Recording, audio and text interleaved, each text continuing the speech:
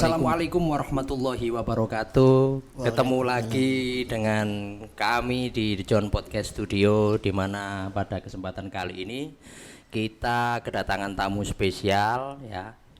Ini beliau merupakan seorang aktivis pendidikan ya, datang jauh-jauh ke sini untuk berdialog dan berdiskusi dengan kita bersama ya. Beliau bernama Mas Jaya Roza Az-Zuhrufi. Mas, selamat malam. Selamat malam. Salam. Oke. Gimana kabarnya, sehat? Alhamdulillah masih diberi kenikmatan dan terhindar dari virus corona. Alhamdulillah. Aktivitasnya apa sekarang, Mas? Nah, untuk aktivitasnya kalau di ranah akademik, saya masih di staf administrasi bagian kemahasiswaan di perguruan, salah satu perguruan tinggi yang ada di Mojokerto, di Institut Pesantren Kiai Haji Abdul Halim ya. Luar biasa, kali ini saya sedang berdiskusi dengan ya seorang akademik ya dari kampus, juga terjun di dunia pendidikan ya. Kurang lebih berapa tahun di kampus IHAJ itu?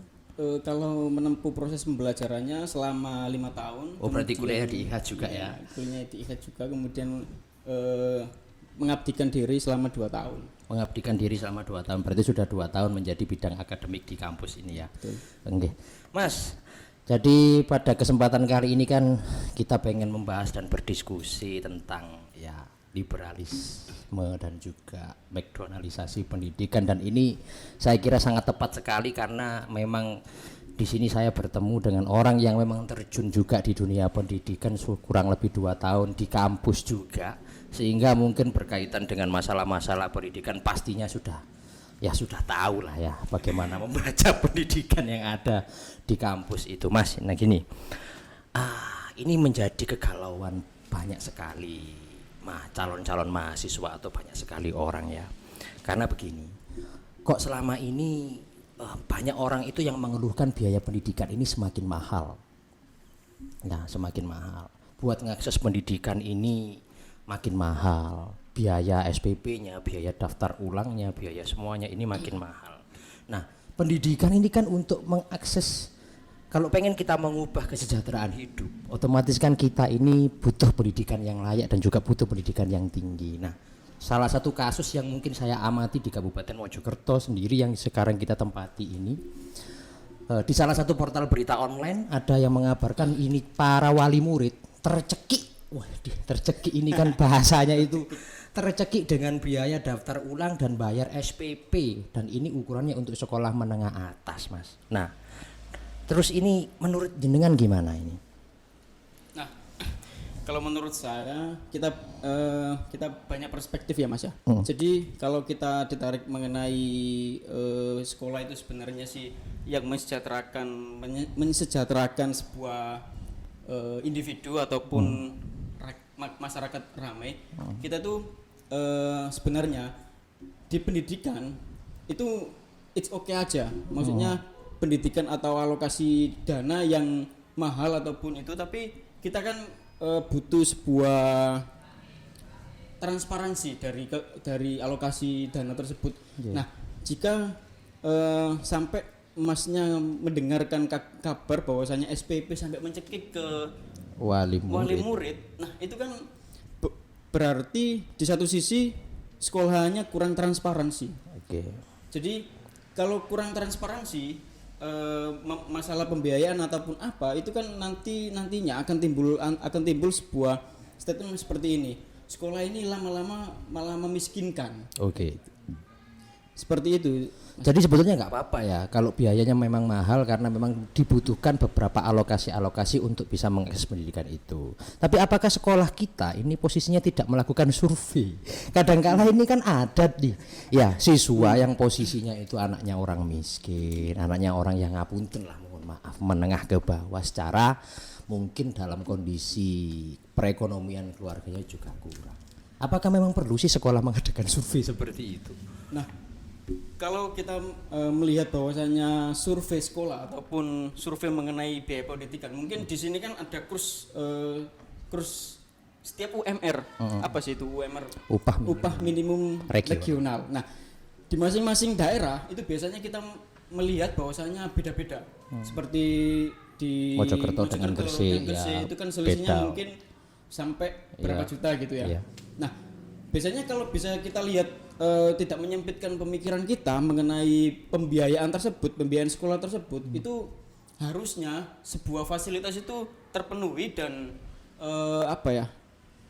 Jadi keuangan yang masuk ke sekolah itu bukan semata-mata ini pribadi, tapi ini loh untuk khalayak umum. Jadi ini begini, masuknya uang, transparansi dana, terus juga masuknya uang biaya yang mahal itu dibarengi dengan fasilitas yang lengkap dan tercukupi untuk anak didiknya. Itu enggak jadi masalah gitu ya. Iya. Enggak jadi masalah. Nah, ini mungkin karena problem tersebut ya, banyak sekali ini yang dikeluhkan. Ya wajar ya orang mengeluh itu karena biaya, mungkin juga karena memang posisi kita posisi pandemi seperti ini, banyak orang yang di PHK, banyak orang yang kehilangan pekerjaan juga, orang tua siswa dituntut untuk dengan biaya yang mahal seperti itu, seperti biaya daftar ulang, ini biayanya selangit sekarang.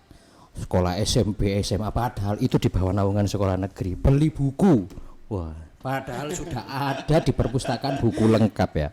Terus ada lagi di situ dijelaskan mungkin di bahasanya struk pembayaran untuk daftar ulang dan juga SPP itu ada biaya untuk bayar hewan kurban juga. Terus biaya rekreasi, biaya ekstrakurikuler, biaya disnatalis, tetek mengek biaya sembarang kalir ya. Ada rincian semua itu ya, yang totalnya mencapai jutaan rupiah. Kadang ironis ini ya posisinya. Nah, gimana yang anaknya orang yang kurang mampu, anak orang miskin. Terus posisinya ini mereka pasti akan mengalami kesulitan membayar semua itu, biaya jutaan ya Mas. Nah, ini sekolah sebenarnya apa pabrik sih sebetulnya? Nah, ini menarik ini yang perlu dibahas mengenai sekolah itu pabrik ataupun apa itu. Iya. Nah, jadi gini, sebenarnya kita itu mengurai ya, mencoba mengurai bahwasanya pengertian dari pendidikan sebelumnya. Pendidikan itu kan sebuah proses menuju hidup, bukan kita mempersiapkan hidup. Nah, itu kan biasanya stigma yang ditanamkan oleh masyarakat setelah sebelum era-era yang seperti ini kita membahas bahwasanya pendidikan itu kok mahal ataupun pabrik seperti itu kan saya kira kurang itu sih, kurang memang dari segi banyaknya tadi sampai bayaran-bayaran mengenai biaya-biaya yang begitu mahal. Begitu mahal itu kan sangat tidak wajar kalau itu dikeluarkan atau yang melakukan hal tersebut itu perguruan sekolah negeri. Betul. Padahal sekolah negeri kan posisinya ya adanya sekolah negeri untuk meringankan ya, memiliki fasilitas dan sarana prasarana yang lengkap, memadai, meringankan para orang yang memang kapasitasnya menengah ke bawah untuk bisa mengakses sekolah. Betul. Yang memang fasilitasnya sama dengan sekolah swasta yang menyediakan sarana prasarana yang bagus, kan begitu. Tapi nyatanya kadang sekolah negeri juga masih sangat banyak sekali yang memang memungut biaya-biaya yang sedemikian rupa itu, Mas. Nah, fenomena ini menurut jenengan ini gimana? Apakah benar tindakan seperti itu?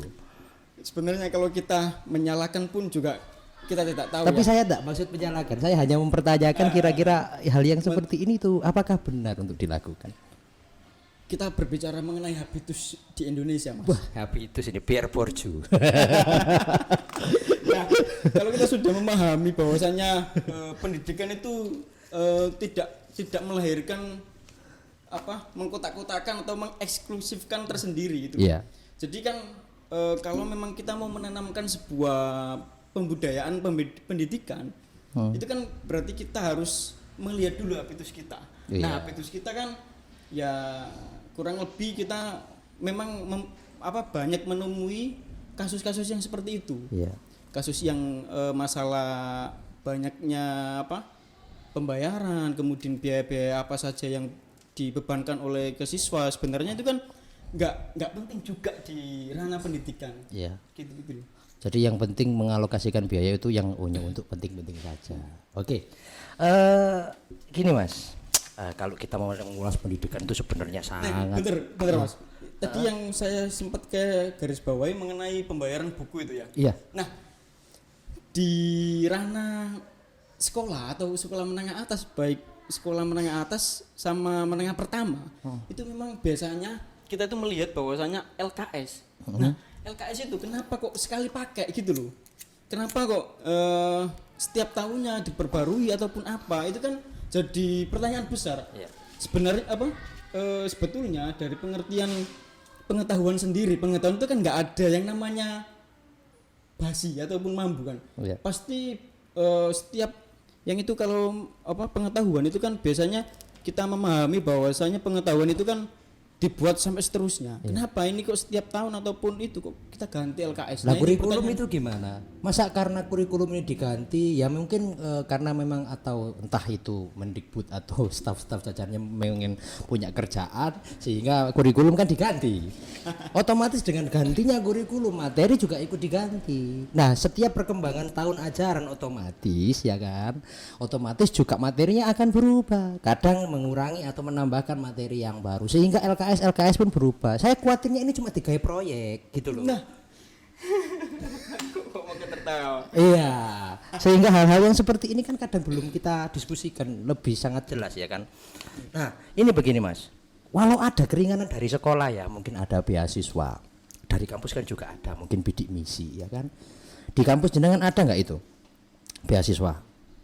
Untuk 2 tahun yang kemarin ada. Ada ya, sekarang sudah masih berjalan 2 tahun ini. Iya. Jadi masih tetap ada kan beasiswa itu. Nah, ini juga dari pemerintah juga ada dana BOS, kucuran-kucuran dana untuk bantuan ya kan. Nyatanya masyarakat luas ini kadang juga nggak tersentuh dengan bantuan-bantuan itu. Misal saja bantuan Covid kuota daring ya. Loh, ini kita kan lagi masih masa pandemi sekarang ini ya kan. Bantuan Covid kuota daring surveinya ketika saya nanya ke beberapa siswa-siswa SMA itu nggak bisa dipakai untuk mengakses banyak hal, hanya bisa untuk mengakses satu aplikasi yang di situ posisinya itu aplikasi yang sudah kerjasama dengan pemerintah. Mengakses aplikasi itu malah tambah bayar maneh gitu loh. Nah terus ini bagaimana? Nah gitu loh. Masa hal-hal yang seperti ini kan posisinya sangat penting gitu loh, bantuan-bantuan untuk pendidikan untuk kuota daring internet saja yang memang hari ini kita harus pembelajaran daring seperti itu posisinya. Nah di sini posisinya begini, apalagi dana BOS ya, dana BOS ini memang sangat sensitif. Kadangkala itu posisinya pembiayaan ya kalau oke lah kalau swasta mungkin memang karena memang sekolah swasta itu butuh banyak biaya dan tidak ditanggung pemerintah. Tapi kalau untuk sekolah negeri milik negara, lah apakah kita bisa maklumi ketika dana BOS itu posisinya disunat ataupun juga dana BOS itu terus diambil untuk kepentingan yang selain alokasi untuk pembiayaan pendidikan? Maklum nggak seperti itu? Saya mulai dengan ketawa ini jam. karena kalau kita melihat bahwasanya BOS ataupun semacam beasiswa ataupun bantuan-bantuan yang berkenaan dengan ranah pendidikan, itu kenapa sih harus disunat? Nah, itu loh. Sebenarnya kalau kita mau berbicara, mau mengkritisi banget mengenai hal itu loh sudah tertanamkan. Menjamur berarti sudah. Lah menghilangkannya bagaimana ini kira-kira? Nah, kalau menurut analisaku ini ya. Kalau bisa didekatkan mic-nya ya. Kalau sebuah habitus, kalau sebuah budaya, kemudian sudah tertanam dan dilaksanakan pada era saat ini, itu berarti yang salah siapa? Kira-kira kita melihat bahwasanya masa sekarang, bangsa sekarang ini loh, capaian dari terbelakang ke berapa tahun? Kan 20 tahun lah minimal ya. Kita melihat sebuah bangsa itu maju hendaknya itu kan dilihat dari pendidikan yang sebelumnya 20 tahun. Nah pas di era itu kita melihat bahwasanya era yang mana eranya link and match dan itu eranya siapa itu Wardiman kan gitu. Nah itu kan sebenarnya kalau pendidikan pas di era tersebut itu sudah tidak menanamkan bahwasanya budaya-budaya pungli ataupun budaya-budaya yang sunat menyunat dan tidak mendelegasikan dirinya itu benar-benar di pendidikan ya akhirnya kayak gini. Jadi kalau memang kalau pengen merubah nih semua anak-anak yang umur atau 20 tahun ke atas nantinya itu disuruh ke luar negeri. Kita melihat di era sebelum kemerdekaan. Bagaimana si pahlawan-pahlawan ini kayak Soekarno, kemudian Bung Hatta, Ki Hajar Dewantoro sekalipun itu kan dia tidak mengenyam pendidikan di Nusantara tersendiri, Mas. Jadi kan kayak Soekarno itu kan di Belanda. Kemudian kalau yang Bung Hatta pun juga di luar negeri. Kemudian siapa itu yang Sultan Syahrir. Kemudian Tan Malaka, kemudian Ki Hajar Dewantoro, sampai dia berpikiran bahwasanya pendidikan itu sebenarnya nggak seperti ini. Tapi kalau misalkan hilang substansinya. Begini, belajar ke luar negeri, misalkan ke Amerika Serikat atau ke Rusia atau ke Korea dan yang lain-lain, berarti tidak mengembangkan pendidikan yang dengan kapasitas kearifan lokal dan budaya lokal kita dong. Kalau misalkan saya lihat begini ya Mas ya, Indonesia ini punya tokoh pendidikan penting yaitu Ki Hajar Dewantara, Tuturi Handayani, ya kan. Di situ konsep pendidikan yang memang dikolaborasikan dengan konsep pendidikan yang berasal dari luar Indonesia, tapi dimaksimalkan bagaimana menyentuh ranah-ranah kebudayaan yang khas lokal Indonesia. Nah, apakah karena memang ini dari sejak dulu ada budaya korupsi ini sehingga ini mendarah daging di masyarakat kita? Menurut dengan gimana ini? Kalau menurut analisa saya sih memang sudah mendarah daging kayaknya. Iya. Setiap dulu itu pas waktu saya pernah baca buku yang sekolah memiskinkan. Iya.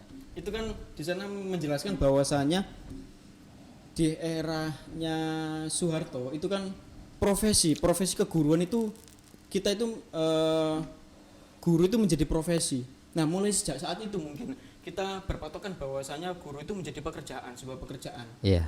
Seperti itu. Kita kayak karyawan ya. Iya. Oke. Nah, seperti itu iya. Analisanya. Nah, ini gini Mas, mungkin bisa mencontohkan ya.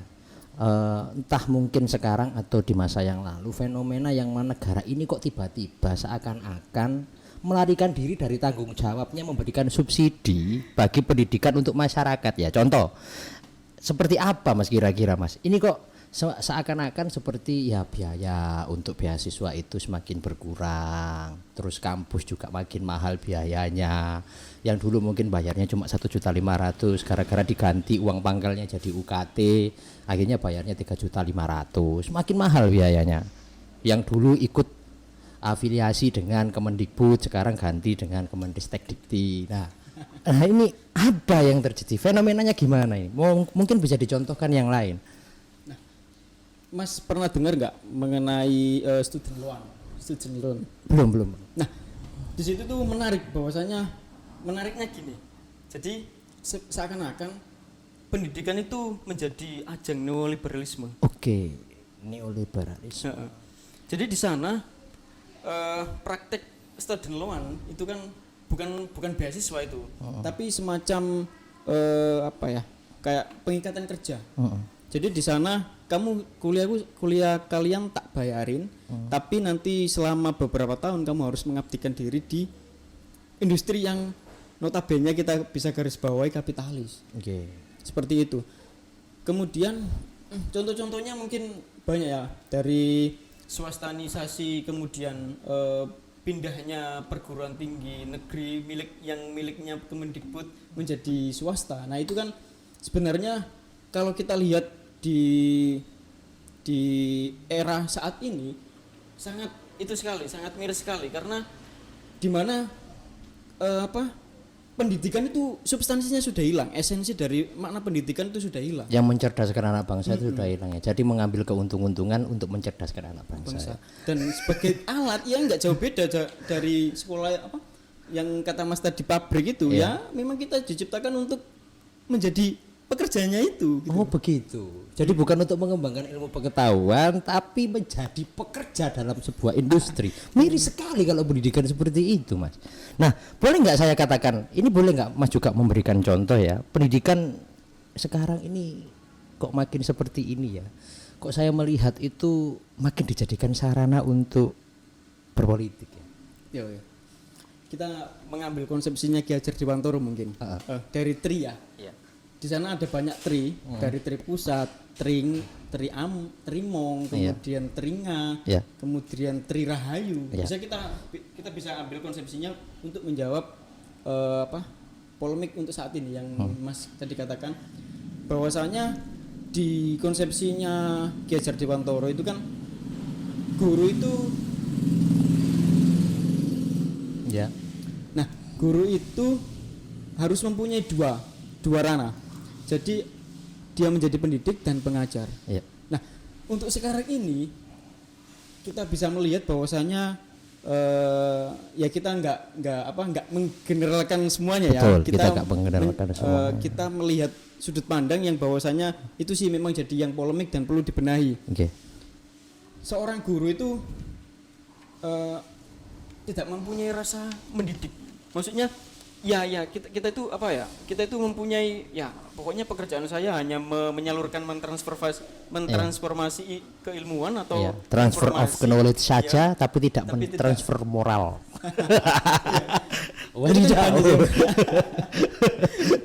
sekali ya, praktek-praktek seperti itu yang dan mirisnya saya itu pernah berada di lingkungan ini ya, lingkungan akademik yang mana semua dari pengajaran basisnya kan kita kan katakanlah kita masuk di suatu instansi ataupun itu kan ada pendidik. Nah, pendidik ini kan bisa diartikan luas, ada guru, ada dosen, ada guru ngaji ada tenaga pendidik gitu, juga.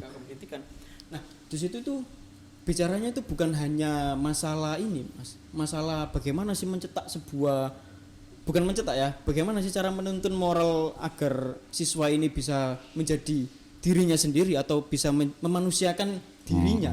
Itu kan seharusnya seorang guru ataupun pendidik itu kan tertanam. Maksudnya tertanam itu memiliki jiwa yang bagaimana mungkin tidak apatis dari, maksudnya bukan hanya menjalankan sebuah pembelajaran, tapi ini yang menuntun gitu seterusnya. Kalau kata Paul Freire,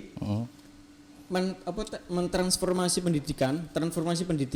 Nah, transformasi pendidikan itu bagus ketika sosialnya bagus. Kemudian sosialnya bagus, itu transformasi pendidikan juga akan baik. Nah, di situ kalau sudah tertanam bahwasanya guru itu ataupun pendidik itu mempunyai tidak superior atau tidak menjadikan anak ini sebagai kalau kita timba kosong kemudian diisi air itu. Nah, kalau kan seperti itu kan kita bisa mengerti bahwasanya anak ini loh kebutuhannya kayak gini. Nah, kalau kita sudah kalau seorang guru ataupun pendidik itu sudah mempunyai kesadaran akan hal itu akan sangat mudah untuk dimengerti dan bisa habitus itu bisa hilang kayak gitu. Jadi Paulo Freire ini kalau saya ingat ya, mencoba untuk mencontohkan ikan tidak mungkin bisa untuk naik ke atas pohon. Maka kalau misalkan kita melatih ikan, jangan melatih ikan untuk naik ke atas pohon. Jadi sesuaikanlah dengan kepribadian siswa, kepribadian anak didik, bisanya seperti apa, seperti itu ya. Nah, ini kira-kira mungkin nggak sih pendidikan kita ini gratis sampai perguruan tinggi, Mas? Bisa nggak sih sebetulnya pendidikan ini makin mahal loh ini. Banyak yang memang merasa bahwa waduh jangankan kuliah Mas, bayar sekolah tiap bulan saja yang semakin mahal ini rasanya sudah kalau istilah Jawa itu mengkis-mengkis. Nah, bisa nggak pendidikan ini ya sampai perguruan tinggi ini bisa gratis? Sebenarnya saya pun juga mempunyai harapan seperti itu, Mas. Mempunyai harapan bahwasanya nantinya anak didik kita itu tidak merasa kurang untuk berpendidikan gitu. Jadi kan kita kalau tersempitkan pemikiran kita tersempitkan pendidikan itu bahwasanya di sekolah itu yang memang kalau lambat laun itu pasti akan mengkis-mengkis kalau orang miskin. Jadi yang miskin makin miskin, yang kaya makin kaya karena kan cetakannya neoliberalisme kan seperti itu. Betul. Maka akan selalu melanggengkan konsepsi yang disebut kapitalisme. Karena kapitalisme itu mengeruk sebanyak-banyaknya apa yang memang bisa untuk dikerjakan kan gitu. Nah, aku khawatirnya ini kan sekolah nantinya menjadi seperti itu. Gitu loh. Kampus pun juga akan menjadi seperti itu. Lalu esensi murni pendidikannya akhirnya menjadi berkurang ya kan. Nah, ini kalau kita bahas neoliberalisme global yang hari ini menggerogoti sistem pendidikan nasional kita. Wah, ini buktinya banyak ya Mas ya. Ada privatisasi, swastanisasi. Lembaga pendidikan kerap kali itu pasti terjadi ya. Sehingga badan hukum bukan lagi negara sebagai penyelenggara satu-satunya. Otomatis dipegang oleh swasta, perorangan, bahkan PT. Saya khawatir nanti PT membuat sekolah. Ya kan? Sehingga nanti akhirnya bukan pengembangan ilmu pengetahuan yang memang menjadi esensi, tapi adalah bagaimana kamu lulus sekolah akhirnya kamu bekerja. Lah, ini kembali lagi pada memang mahalnya pendidikan, leading sektor personal secara manajemen individu yang mengolahnya kan memang itu ya. Nanti kalau yang mengelola swasta biaya kan makin mahal. Otomatis kan seperti itu, karena bukan negara yang menanggung subsidi untuk membiayai anak bangsa untuk mengenyam pendidikan kan gitulah. Pandangan Anda tentang hal ini gimana, Mas? Pandangan saya mengenai hal neoliberalisme ya. Kemudian terjadi namanya privatisasi, kemudian swastanisasi. Nah, itu praktek hal-hal itu kiranya kita bisa memutuskan ya. Memutus itu dengan bagaimana sih? Dengan menanamkan kesadaran. Jadi kalau pemaknaan ini kan berkaitan dengan pemaknaan pendidikan ya. Pemaknaan pendidikan menurut Paulo Freire itu ada 4. Yang pertama kita mensetarakan pendidikan. Jadi di sana itu bukan hanya kuantitas tapi kualitas. Kita itu tidak melulu berlomba-lomba untuk mencari anak didik, tapi anak didik bagaimana bisa mempunyai kesadaran untuk bersekolah. Karena terjadi kesetaraan pendidikan. Nah, di situ kualitas yang diunggulkan. Kemudian yang kedua itu ada mendedikasikan seseorang, maksudnya yang sesuai dengan rananya. Kalau yang pendidikan mungkin pendidikan, kalau yang rananya teknis ya mungkin ke ranah teknis kayak gitu ya. Itu mendedikasikan. Jadi kita itu menjadi pendidik itu kita nggak melulu meminta uang gitu loh. Kita nggak berpatokan pada gaji atau apa kayak itu. Terus kemudian yang ketiga itu bagaimana kurikulum itu kontekstual. Jadi kita nggak merubah-rubah bahwasanya kurikulum itu setiap ganti menteri kok setiap ganti ya gitu kan ya. Nah, hal-hal itu kan perlu dikaji lagi. Berarti ada nggak kira-kira pengaruh dari asing yang masuk di sistem pendidikan kita, ada nggak? Ya banyak Mas. Kalau asing masih banyak. Seperti halnya kayak gini. Nggak menutup kemungkinan kan berarti liberalisme ini juga akan masuk di lembaga pendidikan kita kalau gitu. Iya kan? Tapi kan pendidikan ranah perguruan tinggi kita loh sudah ditebengi. Ditebengi dengan apa? Kan gak selalu gak selalu posisinya kampus itu juga memiliki pembiayaan yang manajemennya begitu sangat besar dengan dana yang besar sehingga mampu memproteksi diri dari pengaruh luar. Khawatirnya saya akhirnya ini kampus ataupun sekolah menjadi sebuah pabrik yang akhirnya mempekerjakan guru dan dosen seperti karyawan dan anak didik sebagai orang yang akan lulus nanti bekerja di perusahaan, tidak bekerja untuk mengembangkan ilmu pengetahuan. Nah, ini Mas, ini kan memang kita gak bisa melepaskan diri ya dari pengaruh dari luar ya kan, karena memang pengaruh dari luar itu sangat kuat di Indonesia yang memang terletak di antara 2 benua dan 2 samudra ya kan, pengaruh asing pasti ada. Nah, ketika sekolah posisinya ini ingin instan, kampus ini kita bicara kampus nggak lagi sekolah, cepat mendapat sivitas akademika secara kuantitas jumlah besar, lalu mereproduksinya lagi, memasarkan dengan cepat, sehingga juga dianggap nanti pemasarannya itu usai pendidikan karena mereka sudah selesai Nah, tapi di balik itu semua akhirnya sekolah-sekolah atau kampus-kampus yang mau negeri atau swasta ini berlomba-lomba narik biaya besar juga. Ya kan, karena memang sangat instan ya kan. Kalau pengen cepet ya kamu harus bayar ya. Istilahnya kan akselerasi. Nah, di sini kayak menjelma seperti gerai makanan instan atau makanan cepat saji McDonald ya kan, bukan lagi sebagai pendidikan murni yang memang menawarkan kemuliaan ilmu pengetahuan yang memang diberikan kepada sivitas akademika yang memang mengemban ilmu di kampus tersebut. Nah, apa yang harus kita lakukan sekarang berkaitan dengan itu? Berkaitan dengan ini ya, McDonaldisasi ini ya mungkin. Nah, McDonald ataupun makanan cepat saji itu kan tidak substansinya kan berada di pragmatis. Iya. Jadi di mana-mana pragmatis itu sifatnya tidak akan lama. Kemudian menjadikan menjadikan murid tersebut itu tidak kreatif. Kalau murid ini suruh menghafal ya menghafal, tapi menghafalnya tanpa disertai substansi. Okay. Jadi sudah menghilangkan makna dari pendidikan tersebut. Kalau kita melihat bahwasanya itu teringahnya Ki Hajar Dewantara itu kan ngerti ngeroso kemudian ngelakoni. Okay. Nah, seperti itu kan prosesnya akan lama. Pertama ngeroso. Pertama itu ngerti. Nah, ngerti itu kan bagaimana caranya si pendidik ataupun si penuntun ini, fasilitator ini bagaimana sih menuntun kodratnya anak ini menjadi ngerti ataupun bisa menjadikan bijaksananya seorang diri. Paham secara teoritis. Paham secara teoritis. Kemudian ngerti. Kemudian yang kedua ngeroso. Nah, roso ini yang menjadi titik utama di pendidikan kita.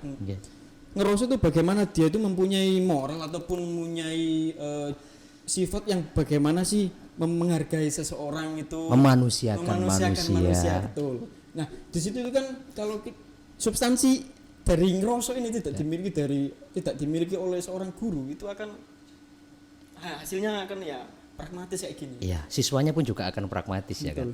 Okay. Kemudian ngelakoni. Nah, dari ngelakoni ini yang kita merealisasikan semua apa yang kita tahu bahwasanya kita mengerti teori ini, kemudian kita merasakan menjadi memanusiakan manusia ataupun mempunyai kodrat yang mana kodrat ini loh kodrat saya dan inilah diri saya kayak gitu. Kayak gitu kan kalau sudah merealisasikan kan kita akan bisa di masyarakat pun bisa memasyarakatan masyarakat kayak gitu ya. Iya. Jadi lebih peduli, tidak apatis dengan kondisi sosial ya. Oke, diskusi kita sangat menarik ya karena memang waktu yang begitu sangat terbatas Mas. Sebetulnya pengen sekali banyak hal yang saya tanyakan ke Mas Jaya Roza Az-Zuhrufi ini, tapi karena memang waktu yang membatasi kita sehingga kita harus bertemu di kesempatan yang lain untuk membahas diskusi ini ya. Rencana saya ini kan lempar-lemparan kursi dengan Mas Jaya berkaitan dengan liberalisme dan juga McDonaldisasi ini. Cuman ya karena memang kondisinya seperti ini, masih pandemi juga, seakan-akan ya tidak mungkin lah kalau saya argumennya beradu dengan Mas Jaya. Karena kita ini harus lebih mempercepat waktunya. Nah, oke teman-teman, itulah diskusi kita. Sebelum kita tutup, saya pengen ini Mas, pesan dari jenengan berkaitan dengan ya liberalisme dan global dengan McDonaldisasi ini. Monggo, barangkali ada pesan-pesan yang ingin disampaikan kepada para netizen. Pesannya mungkin dari saya ambil kutipan dari James Tolle yang dia yang mengarang ataupun buku yang bagaimana buku itu diterjemahkan 30 bahasa Mas. Iya. Sekolah kaum miskin. Oke. Nah, itu ada kata-kata kayak gini. Mereka bisa mematikan setiap tunas bunga di taman. Mereka bisa mematikan setiap tunas bunga di taman, tetapi tidak bisa menghentikan datangnya musim semi. Wah. Free education for all. Oke. Terima kasih banyak Mas Jaya atas pesan-pesan yang disampaikan. Saya jadi teringat kata-kata Wiji Tukul. Kamu bisa saja menguburku, tapi kamu jangan lupa bahwa aku adalah benih. Oke, terima kasih banyak. Itulah diskusi yang asik dengan Mas Jaya Roza Az-Zuhrufi. Next kita akan ketemu di The John Podcast Studio sesi-sesi berikutnya. Terima kasih banyak Mas Jaya Roza. Sama-sama Mas. Sekaligus di kesempatan ini saya ucapkan selamat tahun baru Islam 1443 Hijriah. Jangan lupa malam ini adalah malam suro, diumbah kerisnya ya. Terima kasih banyak, saya pamit undur diri. Next kita akan ketemu di pertemuan selanjutnya. Wassalamualaikum warahmatullahi wabarakatuh. Terima kasih Mas Jaya Roza.